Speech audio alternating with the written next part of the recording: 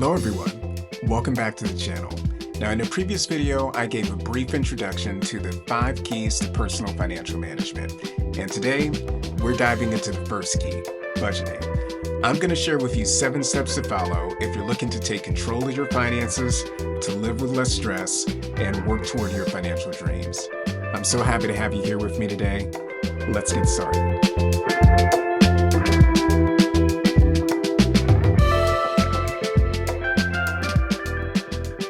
So, to start off, budgeting isn't about restricting yourself. It's actually about giving yourself the freedom to live your life and to know that your money is going to be working for you. So, let's dive into how you can build a budget that leads to financial stability and peace of mind. Step number 1 is understanding income and expenses. So, as I mentioned in our prior video, understanding where your money comes from and where it goes is the foundation of budgeting. So the first step is to identify all of your income streams. So this could be your paycheck from your job, it could be from a side hustle, if you have property or rental income, it could be that. Then you have to look at your expenses. Remember to separate them into 2 categories. This is fixed and variable. Now, fixed expenses are things like rent or loan payments. These things are predictable. But you also have variable expenses. So these could be things like groceries or entertainment and can change from month to month. Now, this simple step of categorizing your expenses helps you see exactly where your money is going and makes it easier to find opportunities to cut back. Now that you know your income and expenses, step number 2 is setting financial goals. Clear goals are what make your budget powerful.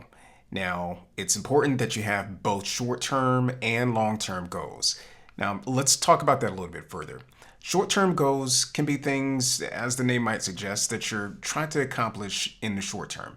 Maybe it's a bill that you want to pay, or maybe it's a game that you want to purchase if you're into gaming. And longer-term goals could be things like saving for a vacation or saving up for a down payment for a home. These goals are going to guide your budget and give you a sense of direction. And without these goals, sometimes it can seem like you're losing focus and feel like your budgeting efforts aren't getting you anywhere. But when you know exactly what you're saving for, every decision feels intentional. Now, once you have your goals set, it's time for step number 3, and that's creating a budget plan. Now, a great place to start here is the 50-30-20 rule. And this method suggests that you divide your income into 3 main categories. So there's going to be 50% for needs, 30% for wants, and 20% for savings or debt repayment. Now, the 50% are things like your mortgage or your rent, things which are absolutely necessities. So things like groceries would fall into that category as well.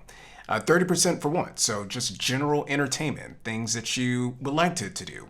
And 20% for savings and debt repayment. Now, of course, these percentages can vary based on your own specific financial situation, but the point is to ensure your budget reflects your values and your priorities. Now, don't worry if your current numbers don't match this split. It's all about adjusting your budget so that it works for you. Now, once your budget is in place, the work isn't quite over. That's where step 4 comes along, and that's monitoring and adjusting your budget. Now, you need to make sure to keep an eye on it regularly. Life changes, and so should your budget. You might get a new job, maybe move to a new place, or start a family. Whatever the case is, it's important to adjust your budget to reflect your current situation. Now, regularly reviewing your budget, at least once a month, if not more, will help you stay on track and avoid surprises. It's also something to help you spot areas where your spending habits may have changed, and you can adjust accordingly. Now, one of the best ways to protect your budget from unexpected expenses is with step number 5, and that's preparing for emergencies. Make sure you build an emergency fund.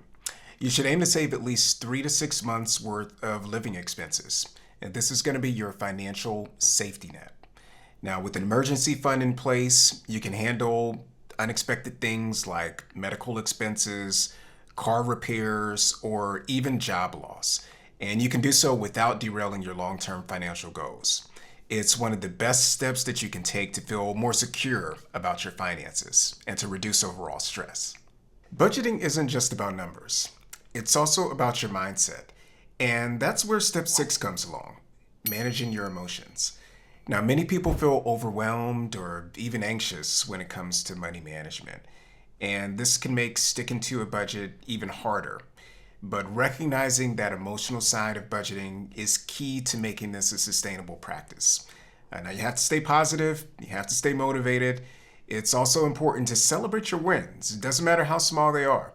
Successfully sticking to a budget for a month, or reducing a specific expense, or saving a little bit of extra can all be considered milestones worth acknowledging.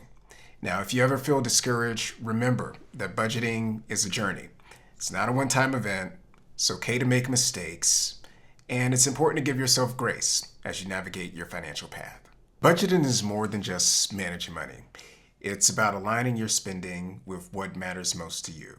And that's where our final step, step 7, comes in. It's remembering your reasons. You have to think about your values. It could be family, it could be travel, health, education, or giving back to the community. Then ask yourself if your budget reflects those values. Are you spending in ways that bring you closer to what's most important in your life? For example, if you are into health and fitness, if those are your priorities, are you invested in quality food or a gym membership, let's say?